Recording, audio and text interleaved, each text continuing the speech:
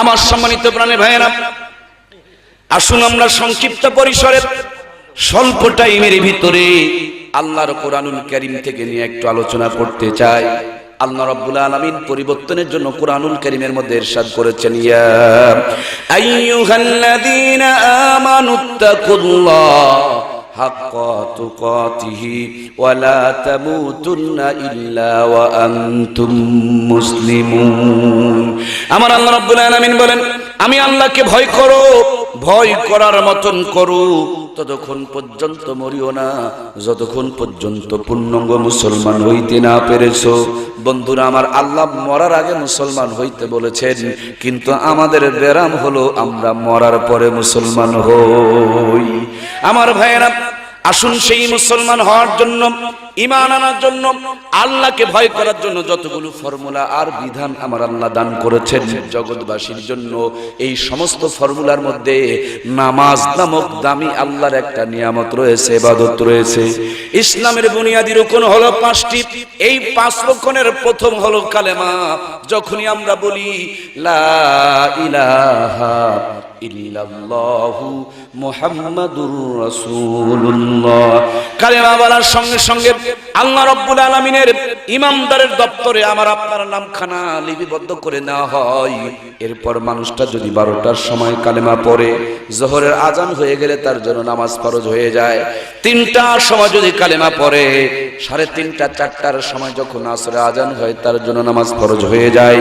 7 বছরের বয়স থেকে নিয়ে মৃত্যুর পূর্ব পর্যন্ত নামাজের মধ্যে কোনো ধরনের সার্জ নাই, স্যাক্রিফাইস পর্যন্ত নাই।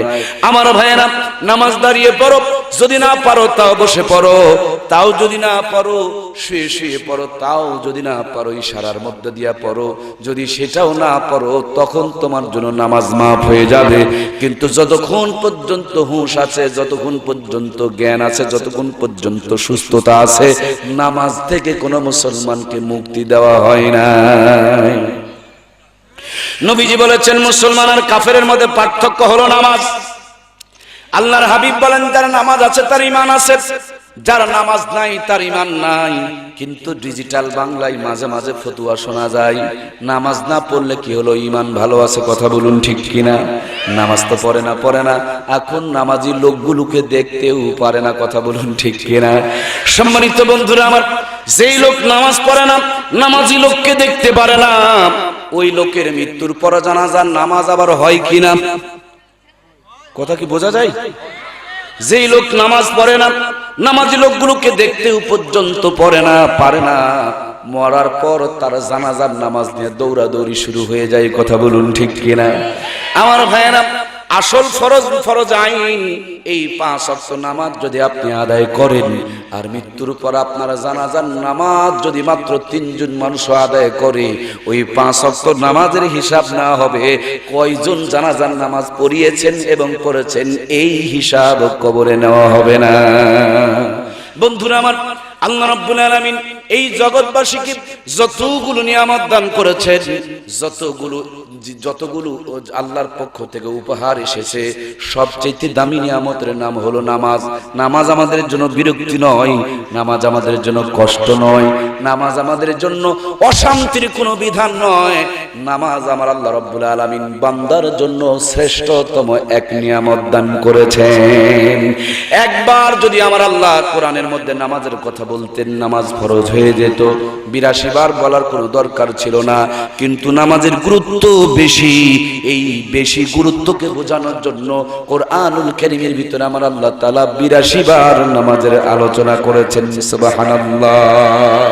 সম্মানিত ভাইয়েরা আমার, বিশ্ব নবী নামাজের তাগিদ করেছেন 6500 বার। এই দুনিয়ার মাঝে আপনার আমার কলিজার টুকরা প্রিয় নবী যখন এসেছিলেন, দুনিয়াতে আসার সময় নবীজি যেই ঘরে জন্মগ্রহণ করেছেন, ওই ঘরে মাত্র 2 জন মহিলা মানুষ ছিলেন। একজন ছিলেন আমার নবীজির মা হযরতে আমেনা, আর একজন ছিলেন আমার নবীজির ফুবি আম্মা হযরতে সুফিয়া। হযরতে সুফিয়া বলেন, আমার প্রথম নজর বিশ্ব নবীর প্রতি যখন পড়ে, আমি প্রথম নজরেই তাকিয়ে দেখি আমার ভাতিজা মুহাম্মদ নামাজের সিজদার হালতে দুনিয়াতে আগমন করেছে। নবীজি যখন বিদায় নিয়ে চলে যান, আম্মা জান আয়েশা সিদ্দিকা বলেন, ও অসুস্থতার কারণে নবীজির পা মোবারক গুলো চলছে না। এরপর দুইজন সাহাবীর কাঁধের উপরে ভর করে আল্লাহর হাবিবের পা মোবারক জমিনের উপরে শেষরা যাচ্ছে। তারপর জীবনের শেষ নামাজটাও তিনি জামাতের সঙ্গে মসজিদে নববীতে আদায় করেছেন। নামাজ আদায় করার পর অসুস্থতা বেড়ে গেল। অসুস্থতার কারণে মসজিদে নববীতে নবীজি আমার শুয়ে পড়লেন। সাহাবায়ে কেরামরা নিচে হাত দিয়ে বিশ্ব নবীকে ধরাধরি করে ঘরের ভিতরে নিয়ে আসলেন। নবীজির পা মোবারক পূর্ব দিকে, মাথা মোবারক পশ্চিম দিকে দিয়া আম্মা জান আয়েশা সিদ্দিকার ঘরের মধ্যে, আম্মা জানের কোলের মধ্যে, উরুর মধ্যে, হাঁটুর মধ্যে মাথাটারে তুলে দিয়ে আল্লাহর হাবিবকে শোয়ায় দেওয়া হলো। নবীজির চেতনা হারিয়ে যাচ্ছে, হুঁশ হারিয়ে যাচ্ছে, তীব্র অসুস্থতা বেড়ে যাচ্ছে। এমন সময় নামাজের সময় হয়ে গেল। হযরতে বেলাল আজান দিয়ে দিলেন। আজানের পর থেকে নবীজির জ্ঞান ফিরে আসতেছে না, চেতনা ফিরে আসতেছে না, হুঁশ ফিরে আসতেছে না। সাহাবায়ে কেরামরা বড় পেরেশান, নামাজের রক্ত বয়ে যায়। পরামর্শ করে হযরতে আবু বকরকে ইমাম বানায়া নামাজে দাঁড়ায়া প্রথম যেই তাকবীর বলা হয়, এই তাকবীরের নাম হলো তাকবীরে তাহরিমা। আমার ভাইয়েরা, এই তাকবীরে তাহরিমার আওয়াজ বিশ্ব নবীর কানে যখন এসেছে, নবীজির হুঁশ ফিরে এসেছে, জ্ঞান ফিরে এসেছে, চেতনা ফিরে এসেছে। আল্লাহর হাবিব তাকায় দেখে ডানে বামে সামনে পিছনে কোনো সাহাবায়ে কেরাম নাই। আম্মা জানকে ডাক দিয়ে বলেন, আয়েশা রে, এটা কেউ কোন সময় চলছে? আমার আদরের কলিজার টুকরা সাহাবায়ে কেরামরা কোথায় গিয়েছে? আম্মা জান ডাক দিয়ে বলেন, নবীজি গো, আপনি অচেতন ছিলেন, আপনার জ্ঞান ছিল না, সেই জন্য আপনার সাহাবায়ে কেরামরা নামাজের সময় বয়ে যাচ্ছিল। পরামর্শ করে আমার আব্বু আবু বকরকে ইমাম বানায়া সমস্ত সাহাবায়ে কেরামরা পিছনের দিকে নামাজ আদায় করছে। সুবহানাল্লাহ। নামাজের কথা শোনা মাত্র বিশ্ব নবী জলদি করে উঠতে চাইলেন, ছটফট করে উঠতে চাইলেন, ধরফর করে গিয়া নামাজের জামাতের মধ্যে দাঁড়ানোর জন্য চেষ্টা করলেন। কিন্তু শরীরটা এতই খারাপ, এত দুর্বল, এত অসুস্থ, নবী আমার উঠতে পারছে না, বসতেও পারছেন না। হামা গুড়ি দিয়া কাছেই মসজিদে নববী জামাতের মধ্যে শামিল হবে, এরকম পর্যন্ত নবী আমার শক্তি পাচ্ছেন না। আম্মা জান আয়েশা সিদ্দিকাকে ডাক দিয়ে বলেন, ওগো আয়েশা, জানালার পর্দাটা টান দাও, আমার মাথার নিচে হাত দিয়া মাথাটার একটু উঁচু করে ধরো। জীবনের শেষ নামাজ হয়তোবা আর জামাতের মধ্যে যাইতে পারবো না, যদিও নামাজ পড়তে পারবো না, কিন্তু নামাজের দৃশ্যটুকু দেখে যেন দুনিয়া থেকে বিদায় নিতে পারি। আম্মা জান আয়েশা সিদ্দিকা বলেন, আমি আমার জানালার পর্দা টান দিলাম, নবীজির মাথার নিচে হাত দিয়া মাথা মুবারককে উঁচু করে ধরলাম। আল্লাহর হাবিব অপলক দৃষ্টিতে অবুঝ বাচ্চার মতন নামাজের দিকে ফেল করে তাকিয়ে রয়েছেন। চোখের পানিগুলো গাল বেয়ে বেয়ে দাড়ি বেয়ে বেয়ে জমিনে স্পর্শ করছে। আম্মাজান দেখেন কিছুক্ষণ পর নবীজি ঘাড়ি মুড়ি ছেড়ে দিয়েছেন, আবার নবীজির মাথা মুবারককে কোলের মধ্যে তুলে নিয়েছেন। আঁচলের কোনা দিয়া বারবার বিশ্ব নবীর চোখের পানিগুলো মুছে দিচ্ছিলেন, কিন্তু কোনো ক্রমে নবীজির চোখের পানিগুলো তারা মুছে বাদ মানাইতে পারছিলেন না। এক পর্যায়ে আম্মাজান আমার নবীর ঠোঁটের কাছে মুখ লাগায়া মহব্বত ভরা কণ্ঠ লইয়া ডাকতে বলেন, নবীজি গো, আপনার মনে হয় ভীষণ কষ্ট হচ্ছে, যেই কষ্টের কারণে আপনার চোখের পানিগুলো বাদ মানছে না। নবী আমার ঠোঁটটা বাঁকা করে মুস্কি একটা হাসি রেখা টান দিয়া আল্লাহর হাবিব আম্মা জান আয়েশা সিদ্দিকাকে ডাকতে বলেন, আয়েশা রে, জীবন ভর এই দুইটি চোখে যত পানি দেখেছো, সমস্ত পানিগুলো ছিল দুঃখ, কষ্ট আর বেদনার পানি। তাই বলে আজকের পানিগুলোকে তুমি তেমনটি ভেবো না। আজকের পানিগুলো হলো আমার আনন্দের পানি, সফলতার পানি, তৃপ্তির পানি এবং সার্থকতার পানি। সুবহানাল্লাহ। এই গ্রামের কোন সন্তান এসএসসি পরীক্ষায় যদি গোটা বাংলাদেশের শ্রেষ্ঠতম স্থান অধিকার করে, যখনই দুঃখিনী মায়ের কণ্ঠে এই সন্তানের সফলতার কথা আসে, বাবার কানের মধ্যে যখন সন্তানের সফলতার কথা আসে, দেখবেন বাবা কথা বলার ভাষা হারিয়ে যায়, ঠোঁট দুটো নড়তে থাকে, চোখের কোনা বেয়ে বেয়ে পানিগুলো জমিনের বুকে গড়ে গড়ে পড়তে থাকে। এটা কষ্টের পানি নয়, এটা দুঃখের পানি নয়, বরঞ্চ সন্তান সফল হয়েছে সেই জন্য আনন্দের পানিগুলো জমিনকে সাক্ষী বানাইতে থাকে।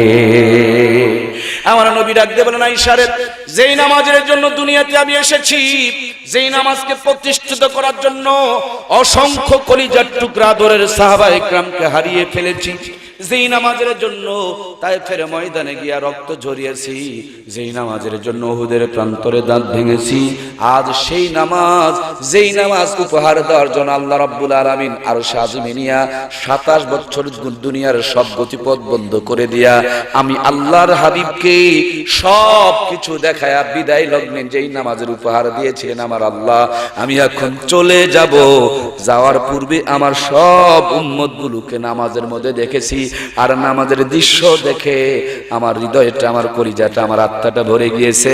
এই জন্য কষ্টের পানি নয়, আনন্দের পানিগুলো আল্লাহর জমিনকে সাক্ষী বানাইতেছে। ভাইয়েরা আমার, সেই উম্মত এখন নামাজ পড়ে না, নামাজের ধার পর্যন্ত ধারে না, নামাজি লোকগুলোকে দেখতেও পারে না। নামাজ তো পড়ে না, নামাজ সম্বন্ধে উল্টা পাল্টা মন্তব্য করে। নামাজ যারা পড়ে তারাই নাকি বেশি খারাপ। নামাজ তো পড়ে না, এখন নামাজি লোকগুলোকে তাদের সহ্যটাও পর্যন্ত করতে পারে। যখনই আবার মরে যায়, নামাজি লোকের ঘাড়ের মধ্যে চড়ে আবার জান্নাত দখল করার পরিকল্পনাও করে। বন্ধুরা আমার, কোন একটা আসামি যদি ধরা পড়া মাত্রই যদি বলে সরি, দেখবেন যত বড়ই পুলিশ হোক না কেন, ভুল স্বীকার করলে একটু ভিতরটা নরম হয়। বলে এই বেটা চোর হইলেও ভদ্র চোর, সরি বলছে, তার মানে সে ভুল স্বীকার করছে। ধরা পড়ার পর নগদ কিছু বসান উত্তম মাধ্যম হয় কিনা? ভুল স্বীকার করলে নগদ বসান থেকে মুক্তি পেয়ে যাবে, ভাববে পরবর্তীতে কি হবে সেটা পরের ব্যাপার, যেহেতু ভুল স্বীকার করেছে নগদ বসান থেকে তারে মুক্তি দেয়া দাও। কিন্তু ধরা পড়া মাত্র যদি চোখ দুইটা গরম করে পুলিশকেই উল্টা হুমকি দেয়া বলে, বেটা পুলিশ তুই কি আমারে চেনস? পুলিশ কয় সর্বনাশ, এত বড় জারি দিয়েছে, না জানি কোন নেতা হইতে পারে। জিজ্ঞেস করে কে আপনি? এই আল্লাহর বান্দা বাঁচার তাগিদে অনেক বড় একটা পরিচয় দিয়েছে, বলে আমি প্রধানমন্ত্রীর চাচা। আমাদের প্রধানমন্ত্রীর চাচা কি বেঁচে আছে? ভাইয়েরা আমার, বেঁচে নাই। আল্লাহর বান্দা বাঁচার তাগিদে মিথ্যা পরিচয় দিয়ে ছাড়ছে, বলে আমি প্রধানমন্ত্রীর চাচা। পুলিশ চিন্তা করে, নরমাল নেতার পিছনে যদি 50টা 60টা করে চামচা থাকে, এত বড় ভিআইপি মানের নেতা, তার মানে 500 চামচা পিছনে থাকার কথা ছিল। কথা বলুন ঠিক কিনা? নরমাল মানুষের চেহারার মধ্যে নানান ধরনের অবস্থান দেখা যায়। এত বড় ভিআইপি নেতা, অবশ্যই গলার মধ্যে টাই থাকবে, পায়ের মধ্যে সুন্দর জুতা থাকবে, ভাঁজ করা ইস্ত্রিওয়ালা তার কোট আর প্যান্ট থাকবে, কিন্তু গায়ের মধ্যে 2 ইঞ্চি 3 ইঞ্চি পরিমাণ ময়লার দুর্গন্ধ ছড়ায়, দাঁতের উপরে ময়লা জমে গেছে, চোখটাও পর্যন্ত খালের মধ্যে ঢুকে গেছে, তার মানে পা ফাটা, ঠ্যাং ফাটা, শরীর থেকে দুর্গন্ধ বেরায়। ওসি সাহেব, ওই আল্লাহর বান্দা যতই প্রধানমন্ত্রী চাচার পরিচয় দেখ, চেহারা দেখেই বুঝতে পারে এটা প্রধানমন্ত্রী চাচা হইতে পারে। তার বড় বড় মানুষের পরিচয় দিয়েছে। সম্মানের তাগিদে পকেট থেকে মোবাইল বের করে মাননীয় প্রধানমন্ত্রী বরাবর ফোন দিয়ে জিজ্ঞেস করেন, স্যার কেমন আছেন? উনি বলেন ভালো আছি। ইনি জিজ্ঞেস করেন, আপনার চাচা আমাদের রাজশাহীতে এসেছে, আমাদের কপাল তো খুলে গিয়েছে, কিন্তু দুর্ভাগ্য হলো বেচারি ফেনসিডিল সহকারে ধরা খেয়েছে। ওসি সাহেবরে প্রধানমন্ত্রী ডাকতে বলে, এতদিন জানতাম রাজশাহীর ওসি বড় চালাক, আজ তো জানলাম তিনি তো পাগল হয়ে গেছে, তার মানে পাগলা গারদে নেওয়া লাগবে। আমার চাচা কতদিন আগে মরেছে, কবরে তার খবর আছে না নাই আমি নিজেই জানি না, সেই চাচাকে তুমি রাজশাহীতে পেলে কোথায়? তার মানে ওসির আর বুঝতে বাকি নাই, প্রথমে করেছিল বেটা চুরি, এবার মিথ্যা কথা বলে আর একটা অপরাধ করছে, তার নাম হলো বাটপারি। ভাইয়ের আমার, প্রথম পর্যায়ে যেই বসান হইতো, প্রথম পর্যায়ে ধরা পড়ে যদি বলতো সরি, পুলিশ নগদ বসানটাও মাফ করে দিত। কিন্তু মিথ্যা কথা বলছে বাঁচার জন্য আমি প্রধানমন্ত্রী চাচা, খবর নিয়ে দেখে না প্রধানমন্ত্রী চাচা নয়, এই বড় চামচা। প্রথমে ছিল অপরাধ একটা, এই মিথ্যা বলার কারণ অপরাধ। প্রথম পর্যায়ে যেই গুতান আর বসান হইতো, এখন বসানটা কমবে না বাড়বে? সবাইকে বলতে হবে কমবে না বাড়বে? ভাই দয়া করে এখন নিজের ক্যালকুলেশন, নিজের হিসাবটা মিলান। মরার আগ পর্যন্ত যে কুকুরের মতন দাঁড়িয়ে দাঁড়িয়ে মুতেন, বউ বেটিকে বের করে দেশের মানুষকে জাহান্নামের দাওয়াত দিয়া দেখান, সারা জীবন যে ইসলামের বিরোধিতা করেন, মৌলবীদের পাছায় বাঁশ ভরানোর জন্য যে পরিকল্পনা করেন, আর মরার পর হুজুরের ঘাড়ে চড়িয়া কবরে যায় জান্নাত দখল করার পরিকল্পনা চলছে। তার মানে ফেরেশতারা এমনি নরমাল কায়দায় এই মুসারু তাসারু মদারু গাজারুকে নাপাক অবস্থায় যদি পুঁতে রাখতো, সেই পরিমাণ বসান আর কষান হইতো। এখন এই নাপাককে পাক বানায়, ইসলামের দুশমনকে ইসলামের দলে যোগ দেওয়ায়, কোরআনের বিরোধীকে কোরআনের দলের পক্ষের মধ্যে যোগ দিয়ে দেয়। এই মিথ্যা সিটারি মরার পরে করার কারণে এর কবরের শাস্তি কমার সম্ভাবনা নাই, শতগুণ বৃদ্ধি পাওয়ার সম্ভাবনা। কথা বলুন ঠিক কিনা? সেই জন্য ডিজিটাল আইন হলো, যে নামাজ পড়বে মরার পর তার জানাজার নামাজ হবে, যেই নামাজ পড়বে না মৃত্যুর পর তার জানাজার নামাজ হবে। ইসলাম বলেছে ডানে চলো, তুমি চলেছো বামে। ইসলাম বলেছে হালাল খাও, তুমি খেয়েছো হারাম। ইসলাম বলেছে পর্দা করো, তুমি করেছো বেপর্দা। ইসলাম বলেছে কোরআন ওলামা ইকরামকে ভালোবাসো, তুমি করেছো ওলামা ইকরামের বিরোধিতা। সুতরাং ইসলাম যা বলেছো সারা জীবন তুমি তার উল্টা চলেছো। ইসলাম বলেছে সোয়া মাটি দাও, তোমাকে খাড়া করে মাথা নিচে দিয়া পাছা উপরে দিয়া খাড়া করে পোতার দরকার। কথা বলুন ঠিক কিনা? বাংলার জমিনে এরকম করে কোন বেয়াদবকে যদি পুঁতে রাখা হয়, আগামী দিনে সব বেয়াদবগুলো সোজা হয়ে যাবে। কথা বলুন ঠিক কিনা? সেই জন্য আমাদেরকে সোচ্চার হতে হবে, আমাদেরকে তাকত অর্জন করতে হবে, ওলামা ইকরামকে গর্জে উঠতে হবে। যে নামাজ পড়বে তার জানাজা হবে, বেনামাজি জানাজায় কোন ইমাম সাহেব আমরা যেতে রাজি। যে নামাজ পড়বে তার মৃত্যুর পর জানাজার হবে, বেনামাজি সে নিজে নামাজ পড়ে নাই, তার জানাজা আমরা পড়তে যাবো। কথা কি বোঝা যায়? আমি না গেলেও বড় হুজুর যাবে। এই জন্যই সমস্যাটা বৃদ্ধি পাচ্ছে। হুজুররাও সোয়াবিন হয়ে গেছে, যেখানে যেরকম সেখানে সেরকম। এখন হুজুররাও আর হক কথা কয় না, সত্য কথা কয় না, খালি মিলাদ পড়ায় আর জিলাপি খায়। এগুলো করলে চলবে না, তাইলে হুজুরেরই আগে গুতান হবে। আমার ইমাম সাহেব ভাইয়েরা, একটু কান লাগান, মন দিয়া কথাগুলো বোঝার জন্য চেষ্টা করুন। এই দুনিয়ার মাঝে আল্লাহ রাব্বুল আলামিন নূহ আলাইহিস সালাম নামক একজন পয়গম্বর পাঠিয়েছিলেন। ওই পয়গম্বরের ঘরে একজন সন্তান জন্ম নিয়েছিল, নাম হলো কেনান। নবীর ঘরে জন্ম, নবীর সন্তান, কিন্তু ইসলামের বিধান মানে নাই। কেনান যখন নদীর মধ্যে সুবরায় ঢোকে পানি খেয়ে মারা যাচ্ছিল, সন্তানকে নৌকার থেকে বাবাই দেখেন, মনের মধ্যে মায়া পয়দা হয়, দয়া পয়দা হয়, মহব্বত ভালোবাসার কারণে আল্লাহর পয়গম্বর নূহ আলাইহিস সালাম ভালোবাসার নজর নিয়ে বারবার সন্তানের দিকে তাকায়। আমার আল্লাহ ডাকতে বলে, পয়গম্বর এইরকম বেয়াদব সন্তানকে নৌকার মধ্যে তুলিও না, আর যদি নৌকায় চলো তাহলে নবুয়তের দপ্তরে পর্যন্ত তোমার নামটা রাখা হবে না, দপ্তর থেকে নাম কাটিয়ে দেওয়া হবে। আমার ইমাম সাহেব প্রাণের বন্ধুরা, সুন্দরভাবে মসজিদে খুতবা দিয়ে আমাদের জানিয়ে দিতে হবে, যারা নামাজ পড়বে তাদের জানাজা হবে, বেনামাজির জানাজা পড়ে আমাদের আমলকে আমরা নষ্ট করতে চাই না। কথা বলুন ঠিক কিনা? নামাজ হলো মুসলমান আর কাফেরের পার্থক্য। এই জন্য বন্ধুরা আমার, জীবনভর কেজির পাত্র তুলে দিয়ে আমরা ধান মাপছি, চাল মাপছি, আলু মাপছি, বেগুন মাপছি, মূলা মাপছি, ঝাল মাপছি, লিটার দিয়ে তেল মেপেছেন, মিটার দিয়ে কাপড় মেপেছেন। রাজশাহী তো শিক্ষা নগরী, রাজশাহী তো চিকিৎসার নগরী। এই রাজশাহীতে দেখবেন মাঝে মাঝে পেশাব, পায়খানা, রক্তের গ্রুপ, হার্টবিট, ডায়াবেটিস পরীক্ষা করে করে দেখা হয় আমি মানুষটা সুস্থ আছি না। পরেরটুকু বলুন আপনারা, আছি না? ভাই বারবার খালি পেশাব পরীক্ষা করলেন, ডায়াবেটিস পরীক্ষা করলেন, রক্তের গ্রুপ পরীক্ষা করলেন, বাম স্তনের 2 আঙ্গুল নিচে আলা ওয়াহিয়াল কালব নামক একটা ইমানের সিম কার্ড আছে। জীবন আছে, তার জন্য আপনি জীবিত। এই ইমান থাকার কারণে আপনি ইমানদার। এই যে কটকটি মটকটি প্রতিদিন আপনার ইমানের ভিতরে ঢুকতেছে, আসলে ইমানটা ভালো আছে না ভাইরাসে ধরছে, এটা কি পরীক্ষা করার দরকার নাই? কথা বলেন না কেন ভাই, আছে না নাই? সুতরাং আমরা আজকে কোরআন আর হাদিসকে বিবেকের পাল্লায় তুলে দিয়া নিজেদের ঈমান, আমল, আখলাক আর চরিত্রকে পরীক্ষা করে দেখব, আমি যে নিজেকে ঈমানদার দাবি করছি আসলেই কি আমার ঈমান আছে না নাই, না ভাইরাসে ধরেছে, না ঈমান নষ্ট হয়ে গেছে, না ঈমানের ভিতরে ভাইরাস ধরতেছে। সবগুলো নিয়ে আজকে আমরা হিসাব করব ইনশাআল্লাহ। তার মানে আজকে আমরা আমাদের ঈমানকে পরীক্ষা করব। আমরা কি রাজি আছি ভাইরা আমার? সবাই তো রাজি ইনশাআল্লাহ? দেখবেন অপারেশন থিয়েটারে জটিল রোগীকে ঢুকানোর আগে একটা সই নাই, এই সইটাকে বন সই বলে। মানে রোগী মরে গেলেও ডাক্তারের কোনো দায়িত্ব, যদি বন সই দেন রোগী থিয়েটারে ঢুকবে, আর যদি না দেন তাহলে নিয়ে যান। আমি কি বক্তৃতা মন খুলে করতে পারবো? সবাই কি আমাকে বন সই দিলেন? তার মানে অপারেশন থিয়েটারে ঢুকায়া আপনার আমার ইমানের ভিতরে যা ভাইরাস আছে, যদি ট্যাবলেট হয় তাহলে ট্যাবলেট লিখবো, যদি ট্যাবলেট না হয় অপারেশন করতে হয়, কি অপারেশন মূলক কিছু কথা বলতে পারবো তো? বুঝে বলেন, বক্তৃতা কি এরকম চলবে? ব্যারাম থাকলে আবার কিন্তু জ্বলবে, ও জ্বলনটা সহ্য করতে পারবেন তো? কারণ ওয়াজ না তো ওয়াজ, এই জন্য একটু জ্বলবে, জ্বলনটুকু সহ্য করা যাবে তো ইনশাআল্লাহ। আজকে আমরা ঈমান পরীক্ষা করব। খালেদা হাসিনার ঈমান পরীক্ষা করবেন না নিজেরটা? জি, ওনার কবরে উনি যাবেন, আমার কবরে আমি যাব। আমি আমার হিসাব আজকে ক্যালকুলেশন করে দেখব। এক আঙ্গুল দিয়ে মানুষের ভুল ধরে লাভ নাই, 4 আঙ্গুল নিজের দিকে বেঁকা হয়ে আছে।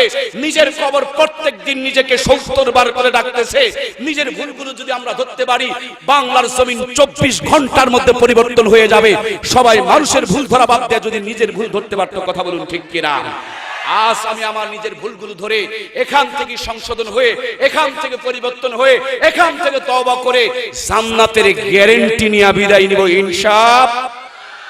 নিয়ে আসবেন কাফনের কাপড়, রক্ত দিয়ে লিখে দিয়ে যাব। যদি এখানের যে ভুলগুলো ধরা হবে, তওবা করে যদি উঠতে পারেন, জান্নাতের ওয়ারেন্টি না, জান্নাতের গ্যারান্টি। কাগজ আর কলমে নয়, রক্ত দিয়ে কাফনের কাপড়ে আমি নিজে লিখে দিব। যদি যেই ভুলগুলো নিয়ে আলোচনা হবে, এই ভুলগুলো আমরা পরিত্যাগ করতে পারি, আল্লাহ আমাদেরকে কবুল করুন, বলুন আমিন। ভাই, খুবই কি কষ্ট হচ্ছে আপনাদের? চলুন সামনের দিকে এগিয়ে যায়।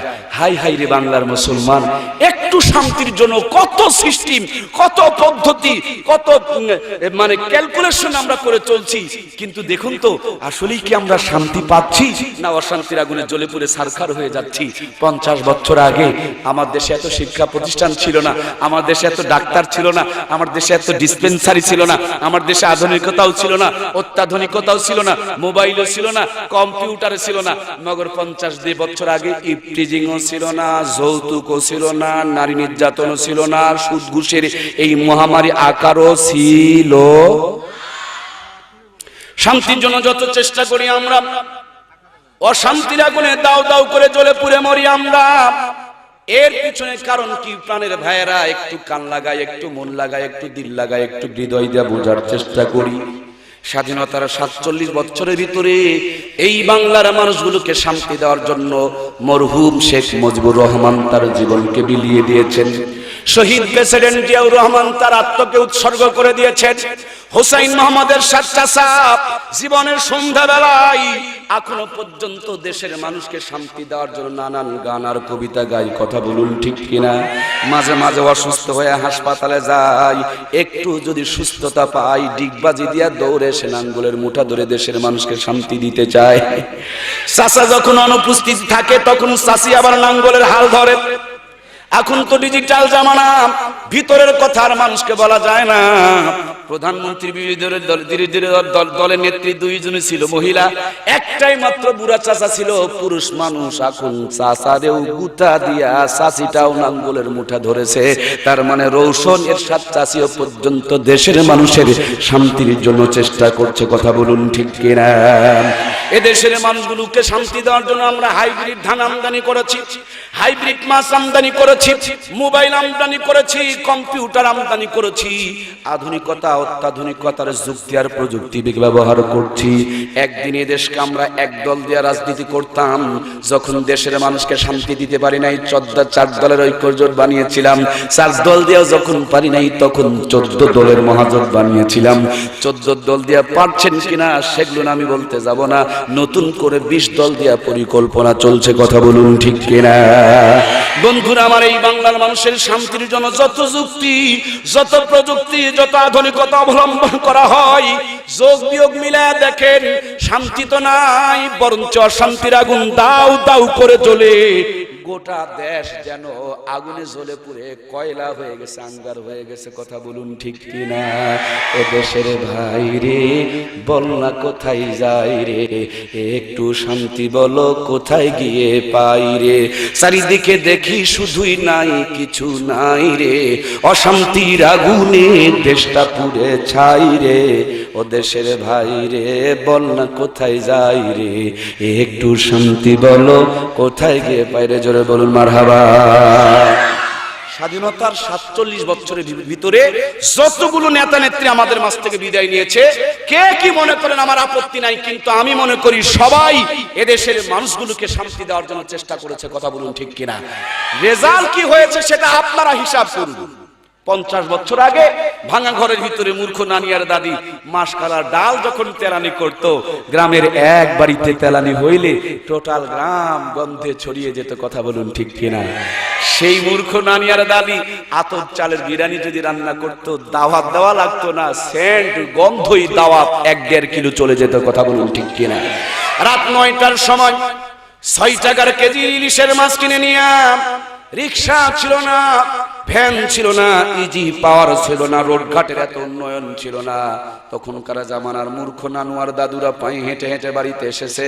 আমাদের মূর্খ নানি আর দাদিরা পুকুরের পোলা পানি দেয় কোনো মতন ধুয়ে নিয়া খেরের চুলায় বসে, আমার ভাইয়েরা লবণ থাকলে তেল নাই, তেল থাকলে আবার ঝালের কথা মনে নাই, কোনো মতন রান্না হয়ে গেছে।